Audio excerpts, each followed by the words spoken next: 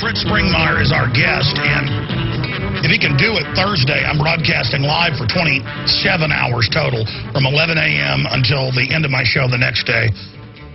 I might have Aaron do the last hour or something in the official show, but Aaron Dykes, I want to invite Fritz back for an hour. We've got so many guests from George Norrie to David Icke to you name it joining us that day. It's just going to be amazing. It'll all be free, by the way, not just the audio streams, but the parts not carried by XM, AM, FM, shortwave satellite, and things like that, you're going to be able to see free.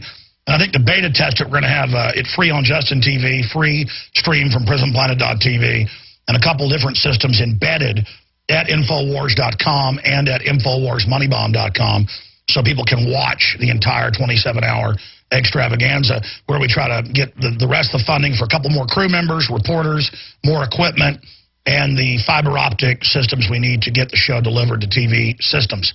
Okay, going back to Fritz Springmeier with us for the rest of the hour, maybe a little bit in the next, joining us via video Skype. Fritz, you were getting to the point of running these guys out of the community. And I remember you were doing it. The cops were raiding your house, quote, for marijuana, finding nothing, then saying on the news, we found extremist material.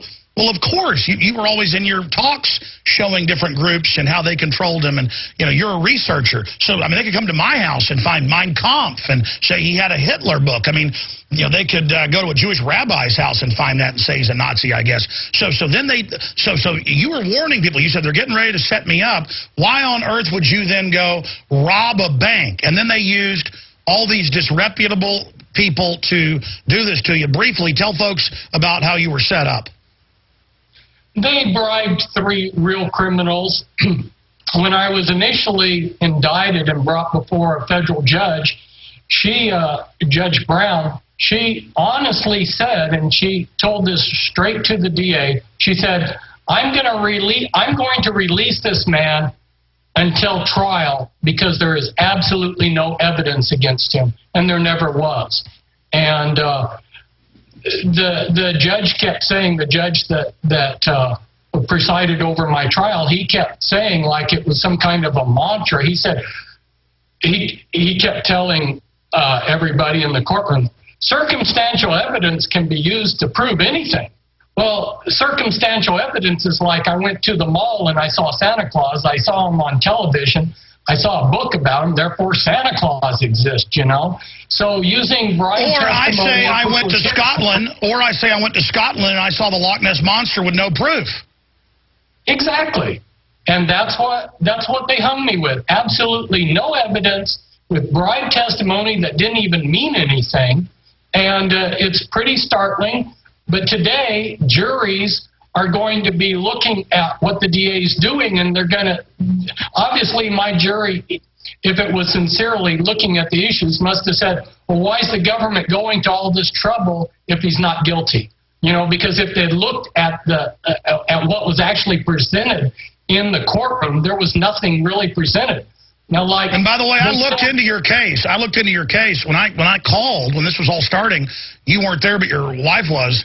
And it was like, oh, he's not worried. This is all just another attempted setup, because you knew it was ridiculous, and you knew the first judge had laughed it out. But they didn't care, because a lot of these juries now, they fixate on groveling to the power structure, and they enjoy putting innocent people in jail. I'm telling you, they're sickos. Yeah. Well, and then I have to wonder if it was really a sincere jury. It certainly wasn't a jury of my peers. The type of people that were when we did voir dire, the type of people that were available to choose from were definitely people that were pro-establishment. And to give you just one example of many, one guy had been a lifetime submariner. Now, if you live on a submarine your entire life, you're going to be someone who follows commands, believes in the system, blah, blah, blah.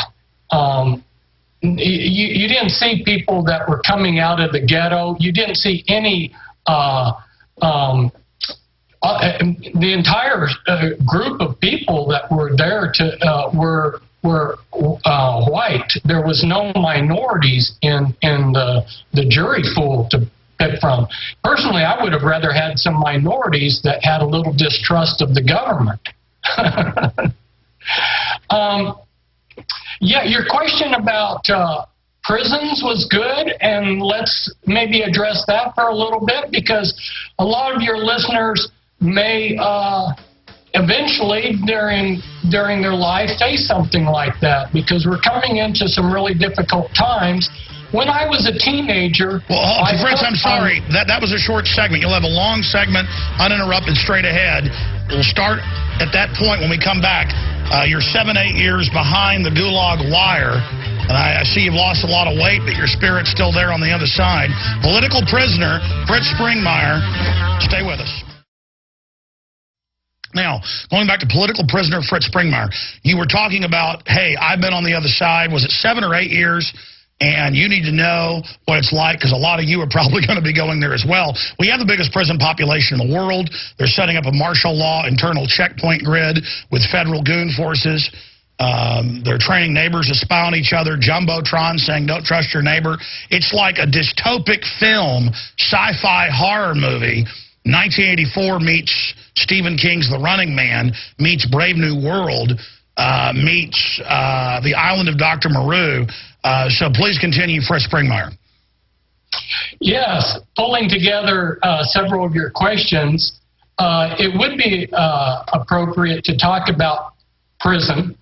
One of the benefits, one of the good things that my father had taught me was to think for myself. And so as a teenager, I knew that at some point I was going to bump into the system. There was a little plaque I put up on my door. It said, when freedom fails, good men rot in filthy jails. And I told my sister, I said, because I think for myself and I'm willing to do things about what I see, at some point I'm going to end up in prison. I knew that I was just going to bump heads with this established system at some point in my life, and eventually it happened. Wisdom is knowing what to do, skill is knowing how to do it, and virtue is actually doing it. And some of your listeners out there are actually going to have the virtue of getting out there and doing things. And when they do, you know, when freedom fails, the best men rot in filthy jails. That's where a lot of them eventually will end up. So what happens when you go to prison or jail? Well, two things. One is you're going to suffer loss, and the other one is you're going to wait. And you'll be lucky if you don't lose everything. And how long you wait, you don't know, because generally when you first get incarcerated, they don't tell you how long you're going to be in there, and you haven't been sentenced. So as far as you know, you could be in there the rest of your life or die in there. So even a week in a jail can seem like a very long time. So that's what I would forewarn people about, because a lot of people, when they get into jail, they start stressing that they're losing stuff, and they start stressing that they don't know how much time they're going to be incarcerated. Let it go. You know, it is what it is, and make the best of it and accept it. The best thing that can happen to get you through the time is to accept the reality that you've been incarcerated and start making the best of it. If you mentally fight the thing, you just go through paroxysms of torture. Accept what's happened and then move on in life and make the best of it. And that's what we have to do. We have to take the good with the bad and make the best of it, like you've been trying to do with your show, you know. I really love a lot of the things that you've done. I like your T-shirts that you're advertising, because I think part of the solution is we've got to laugh. You know, I mean, you've got tyranny, legalized freedom T-shirt. You know, that's humorous. That's part of the answer. You know, I hope your listeners out there buy these kind of things and walk around and, you know, get some chuckles.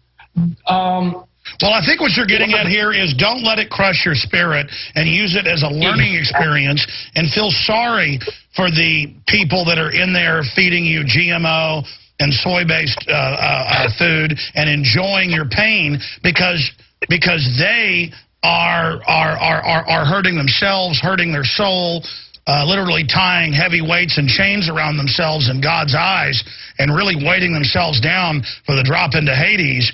But it's one thing to imagine it. You have lived through it, Fritz. You lost a lot of weight. Why is that? Well, halfway through my bit, I started exercising, and it was intentional to lose the weight. I'm healthier. I've been exercising for the last 5 years on a regular basis. So I'm actually healthier than when I went in. That's one of the advantages. Like I say, I took the time that I had to do, and I used it for good. While I was in there, I spent 5 years teaching GED. I got high school GED diplomas for a lot of the guys. I was using my time productively. And that's one of the things that I want to encourage people to do is you know, we've just got to take the cards that we've been dealt and do the best we can with them. And, of course, they're trying to deal us the worst cards that they can. But, hey, it's not over until the fat lady in God's choir sings, you know? Well said. So, no, please continue. Well, I think you and some of the other people out there that are doing what you're doing are examples of what needs to be done, and that is, you know, you're trying to make people self-sufficient, get people to think for themselves, get people to quit being a sheeple and think for themselves. And if we can win the hearts of the people, their minds and bodies will follow along. Do you forgive the people that lied about you and persecuted you and put you in jail for how many years was it, Fritz? Well, I was given a 111-month sentence, and I did 8 years actual time. And then about a year ago, I was released. I was out for 3 months, and then for no reason, at least they never gave me any specific reason, they just rearrested me and held me on a marshal's hold under investigation for another 2.5 months and never charged me with anything. Like I say, never gave me a specific reason as to why they put me back into prison, and then they released me towards the end of March. So now I've been out for, approximately 7 months this last time. And we've been contacting you, trying to get you on. You said, I'm not ready yet. Why did you email us last week and say you were ready now? It's been a year, and I feel more comfortable. It was like, maybe making the analogy, I wanted to sail the boat a little ways before I started rocking the boat. Exactly. You wanted to get the feel of the boat first. Yes. All right, let me read some quotes here. I think it was Johann Goethe that said it, because it's got 2 quotes there and his name under it. It's at a university, but we're checking it. Correct us if we're wrong. He said both, none are more hopelessly enslaved than those who falsely believe that they are free. That's a take off the Bible of, you know, has eyes but still cannot see. Here's another one. No one escapes when freedom fails. The best men rot in filthy jails, and those that cried, appease, appease, are hanged by those they tried to please. So the point is, you also get put in prison fighting tyranny, but if you don't fight tyranny, they actually kill you. Yes. One of my favorite quotes is Sam Adams said, if you love wealth better than liberty, crouch down and lick the hand that feeds you, and may posterity forget that you were our countrymen. Yeah, that last part, may posterity forget that you were our countrymen. That crouch really, down and lick the hand that feeds you. Yeah. That tickles my funny bone there.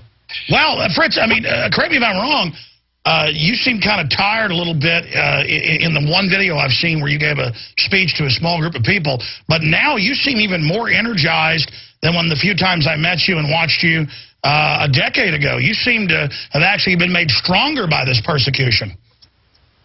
Yes, I have been. I've like I say, I used the time productively and worked on myself.